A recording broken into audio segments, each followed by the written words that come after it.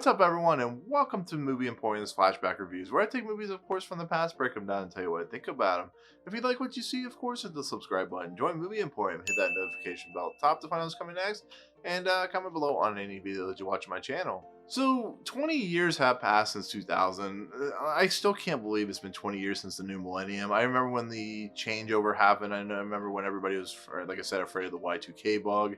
And it was the year that Ridley Scott released Gladiator. And Gladiator, to think about it being 20 years old is crazy, because I remember being super excited when this film was officially released, and when it was released on home video, I was like, super excited to get this movie on home video. and it's a movie that I think holds up very, very well. And I think the reason that it will stand the test of time is because of the performances, because of the look and feel of the movie, because of the ideas behind the movie, the direction, the writing, the cinematography, the visual effects, the costuming, everything about it is just on point. And it's a very standard Hollywood movie, but done by a director who knows how to go above and beyond the bounds of what Hollywood filmmaking can be. This is big budget filmmaking at its finest, and it really shows. And it shows how much of a master Ridley Scott is as a director. Because when you look at stuff like Blade Runner, you look at stuff like Alien, there's a aesthetic to it, a very interesting technique that not many directors can do, which create big budget filmmaking and make it kind of interesting, kind of unique, and kind of thought-provoking and enthralling. And it's not saying Gladiator is the most thought-provoking film of all time, but Ridley Scott is just one of those directors that knows how to do things and knows how to do things well, and that's why this film works as well as it does. And this movie, of course, won Best Picture, which was pretty crazy. This was a year after, of course, American Beauty won, so DreamWorks Pictures, who actually helped co-produce this movie, was on a roll. This is the second film in 2 years that Russell Crowe has been nominated for an Oscar. This is his golden period between LA Confidential, Insider, this, and of course Beautiful Mind, which he was nominated for 3 years in a row for 3 films: The Insider, Gladiator, and of course Beautiful Mind. And this is a-list star-making performance. Insider was already an A-list star-making performance. I would even say, LA Confidential was, and really put Russell Crowe on the map. The problem is Russell Crowe did a lot of stupid things that kind of took him off that map, but he won the Oscar for it, of course. This movie won Best Picture. I think it won like visual and costume design and not cinematography, but a bunch of other stuff. And it's a movie that made a lot of money, made like $500 million worldwide. And like I said, a lot of people like this movie. I enjoy it very immensely. Is it one of the best movies of all time? Probably not. There's a lot of other Ridley Scotts. I think The Martian is much better for a Ridley Scott film. But this movie is, like I said, it's very traditional in its storytelling. It deals with a general named Maximus, he's well regarded by his peers, well regarded by his men, well regarded by a character named Marcus Aurelius, who's a very famous, ruler of Rome, who was actually considered one of the good rulers, one of those people that actually was trying to create a republic, was trying to create something that would embody the whole idea of, freedom and creating your own world. But of course, it's the Roman times, the early days and stuff like that, so there were slaves and whatnot. You can't control that. He is a well-regarded general. He wins battles. He has created like massive amounts of peace, and he is well regarded from Marcus Aurelius, who's of course played by Richard Harris. Unfortunately passed away, but Richard Harris is well known by a lot of people as playing Dumbledore in the first 2 Harry Potter movies. And the problem that arises in this film is we have a character played by Joaquin Pheonix, who got his first Oscar nomination playing Commodus. Commodus in this movie is a very over-the-top villain. He's a very, chewing scenery, kind of angry villain, but he is a very... You're kind of enthralled by what Joaquin Phoenix is doing here, and you see the early seeding of what he would eventually become as one of our great American actors. And very similarly to Leonardo DiCaprio in What's Eating Gilbert Grape, this is not his best Oscar-nominated performance, not even by a long shot. But Joaquin Phoenix is doing something kind of uniquely interesting. He is creating the most interesting of tensions for a character like Maximus, who just wants to get back to his family, and all these roadblocks keep like putting him into like the fact that he's never going to get back to his family because Marcus Aurelius wants to make him the next ruler of Rome. But what makes it more fascinating is the jealousy aspect of everything with Commodus, who wants to appease his father, but because his father, basically because he was so committed to taking the control of Rome and stuff like that, it basically sets up the conflict of Commodus killing Marcus Aurelius, which is not what this is. A very fantastical movie if you really think about it. And of course Maximus is basically accused of the murder, even though he had nothing to do with it, because Commodus wanted to take over power, wanted to take control. And we also have a character who's played by Connie Nielson, who plays Lucilla. And Lucilla, of course, is she has an affection and attraction to Russell Crowe's Maximus. They have a relationship that kind of delves back into the past, and I think she wants to have some kind of a relationship because her husband has died. And basically, she has to hide the fact that Commodus is a scumbag, a sleazeball. He's very into incest, which is part of this whole history of the world or whatever. Wants to have sex with his sister, who is the Connie Nielsen character. But in essence, Maximus is framed for the murder. He has to go on the run. His family is murdered as well. He's put into slavery or taken slave as to be a gladiator in gladiator fights. This is where we get to meet the Oliver Reed character who plays Proximo. And the very interesting fact about this movie was Oliver Reed was a very famous actor, did a lot of great material, but unfortunately he died in the middle of the filming of this movie. So basically he had to they had to digitally alter his character by making certain scenes with them digitally visual effects, kind of like what they did with Leia in Star Wars Rise of Skywalker. And it's seamless. You can't tell that they actually did that, which is pretty fascinating because Oliver Reed didn't get any type of love for this movie. He should have gotten an Oscar nomination because he's so fantastic as the guy who basically controls the slaves, makes money off them by, in gladiator combat. And he becomes a good friend of Maximus, kind of like the Djimon Hounsou character, Juba, who is this kind of like logical voice of reasoning in a lot of ways. He looks past, Djimon Hounsou looks past everything that, Maximus has to deal with, and he eggs him on, he ribs him and stuff like that, but he is very real and kind of raw when he talks about stuff.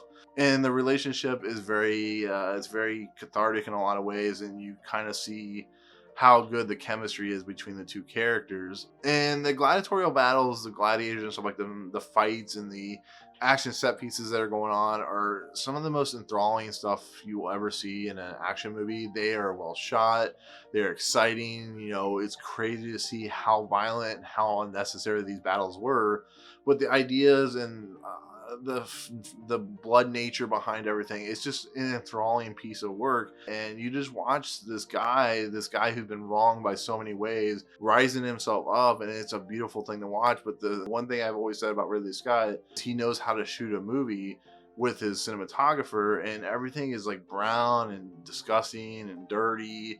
You go around the little villages and little marketplaces, and everything is just grimy and doesn't seem like a place you want to be in. And it's just fantastic production design. Just the level of detail on every single shot is fantastic. But this all leads into Commodus basically taking over Rome.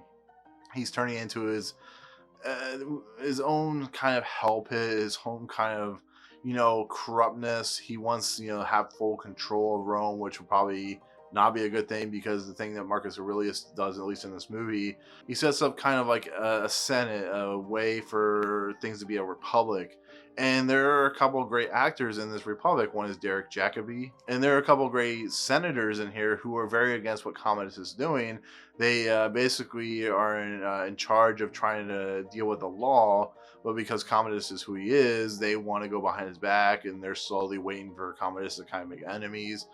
Connie Nielsen's character Lucilla she wants to take care of her son, but she is very against Commodus. She's very frightened by him because of what he can do.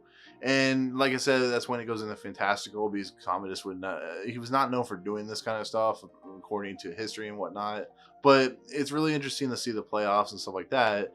But Commodus basically, he is going to do his own version of like the Olympic Games, which is, according to what the Derek Jacobi character says in the movie, basically the 150 days worth of games. And when we get to Rome, when everything is kind of pushed forward, Rome in this movie is kind of like what it is like in Assassin's Creed. It's very well realized, it's very beautiful, it's very dangerous, and it's very dark and menacing, but also kind of calming and collective and kind of awe-inspiring. Rome, if we'd ever have a time machine, would be awe-inspiring to go back and look at, because just looking at the Colosseum and looking at all the housing behind everything and looking at the way the Roman Empire and the way the Roman world worked, it's really kind of eclectic and neat and interesting to watch.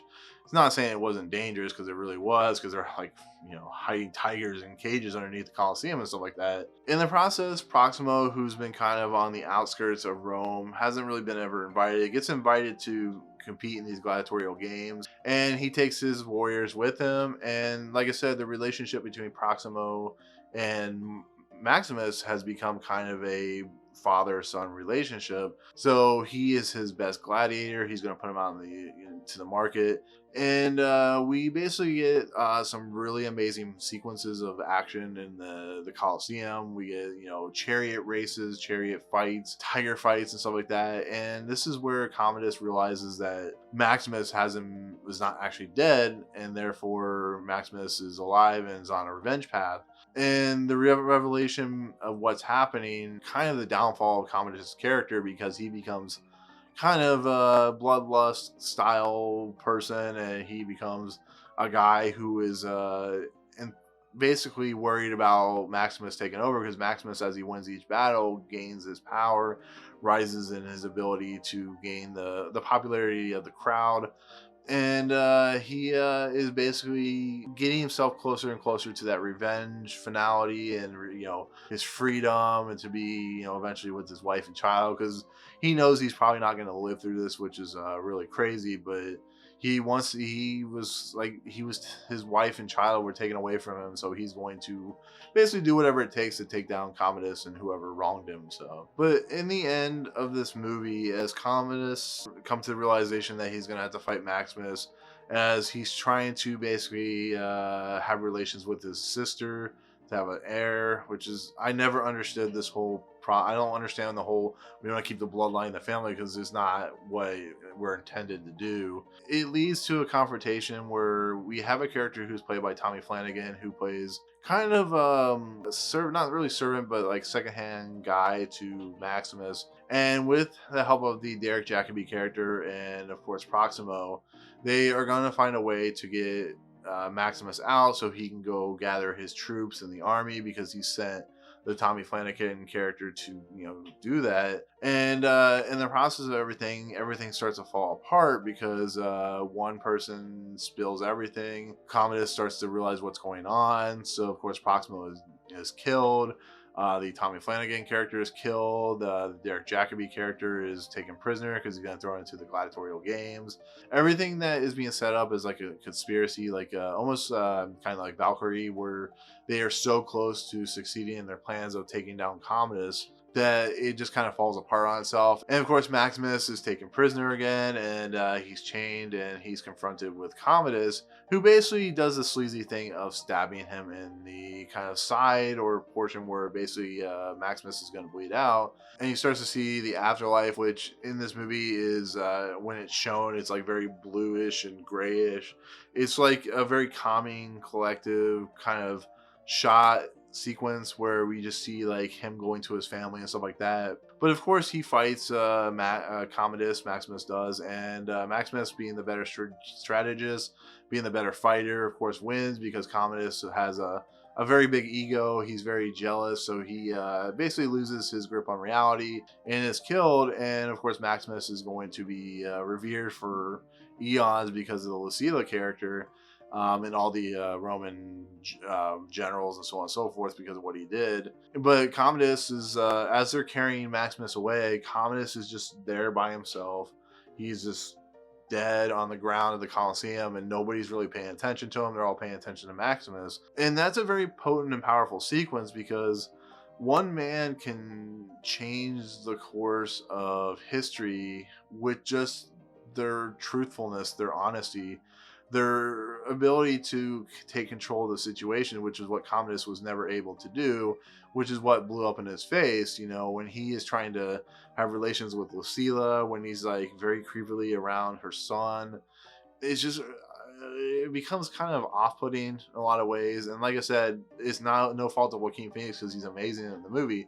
It's just a very kind of creepy character in a lot of respects. But in the end, basically Maximus is the winner, the victor, and he gets to go be with his family in the afterlife and is looked and revered upon for eons and aeons and so on and so forth. But you know, that's pretty much it in a nutshell with it when it comes to Gladiator. It's a very long movie. It's 2.5 hours, or if you watch the extended edition, it's 2 hours and 50 minutes. The sequences in this movie, the beautiful nature of just the look and feel of it, the cinematography, like I said, the gladiatorial battles are incredibly well shot, incredibly well paced. There's not 1 second of this movie that is boring. There's not 1 second of this movie that just feels off. It just shows you the nature of how good Ridley Scott is at doing what he does. And, you know, everybody in this movie just does a fantastic job. And, you know, there's not enough love given to people like Connie Nielson or Richard Harris or Oliver Reed, Derek Jacobi, any of these people in this movie, Tommy Flanagan. They're all understating their performances. And a lot of these generals and senators have to be kind of careful about who they upset or how they manage Commodus, because it can mean their death, which is what happens to a lot of characters in this movie. But yeah, in the end, Gladiator is a fantastic action movie. It's a fantastic drama. It's a fantastic look into one man's basically quest to take down the people that wronged him. It's a very big budget look at that, and it works really, really well. So if you haven't seen Gladiator, definitely check it out. It's one of those movies that will be in the same vein as like a Ben-Hur or something like that, where it's a pretty incredible piece of work. But yeah, so there you go. That's my take on Gladiator. Thank you so much for watching. Hit the comments below and tell me what you think of this movie. What's your favorite part? I really enjoy the tiger sequence. I think it's an amazing kind of battle between him, Maximus, and the Brute. But anyways, thank you so much for watching. Hit the subscribe button to join Movie Emporium. Hit that notification bell top to find what's coming next, and comment below on any videos you watch on my channel. Otherwise, see you guys on the next video. Peace out. What's up, guys? Thank you so much for checking out Movie Emporium. I really appreciate it. If you want to, go ahead and hit the subscribe button. Hit the notification button and the bell at the top. Find out what's coming next for Movie Emporium. Also, check out these 2 videos. They're amazing. I think they're awesome. I think you'll enjoy them too. But otherwise, thank you so much for watching, guys. We'll see you next time.